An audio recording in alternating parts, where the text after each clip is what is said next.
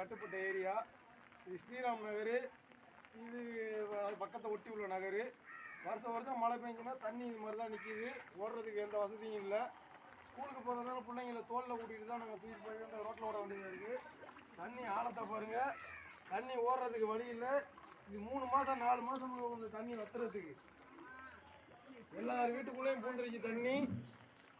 எல்லாரும் தண்ணி வளர்க்குறாங்க. எங்கள் வீட்டை சுற்றி பாருங்கள், ஒரு குட்டி தீவு மாதிரி இருக்குது இந்த ஏரியாவை. வெளியில் ரோட்டில் தண்ணி இல்லாத மாதிரி இருக்குது. வருஷம் அந்த ஏரியா ஃபுல்லாக இப்படி தான் இருக்குது. அப்படியே வீட்டை சுற்றி பாருங்கள், வீட்டுக்குள்ளே தண்ணியை பாருங்கள், எவ்வளோ தண்ணி கிடக்குது. காட்டுறான் என்ன பாப்பா. இன்னும் 2 நாள் பெய்கிற மழையில வீட்டில் ஃபுல்லாக போயிடும். இந்த வீடு பக்கத்து வீட்டில எல்லாம் உள்ள தண்ணி உள்ள போயிடுச்சு.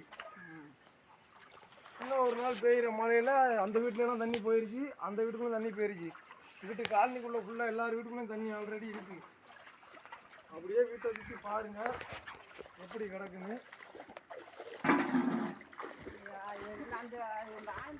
வீட்டை சுற்றி எல்லாம் ஃபுல்லாக தண்ணி தான். அந்த ஏரியாவை பக்கத்து ஏரியாவும் தண்ணி தான். ஸ்ரீராம் நகர்.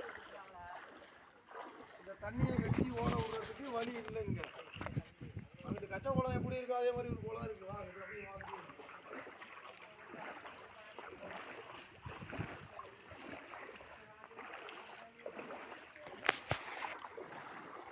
எங்கிட்ட பார்த்தாலும் ஃபுல்லாக தண்ணி தான். இங்கே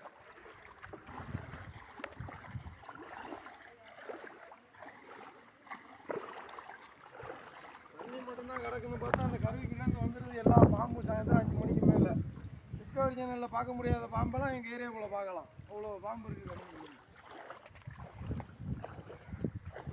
சின்ன பிள்ளைங்களை வச்சுக்கிட்டு இந்த தண்ணிக்குள்ளே உடனே கஷ்டப்பட்டுக்கிட்டு இருக்கோம். இந்த மல்லிப்பட்டினம் நிர்வாகம் இல்லை கவுன்சிலரோ இல்லை பஞ்சாயத்து போர்டு ஆஃபீஸ் அவங்க யாராச்சும் எங்களுக்கு வேகமாக உதவி செய்யுங்க. இந்த தண்ணியை ஓட விட கொஞ்சம் உதவி செய்யுங்க.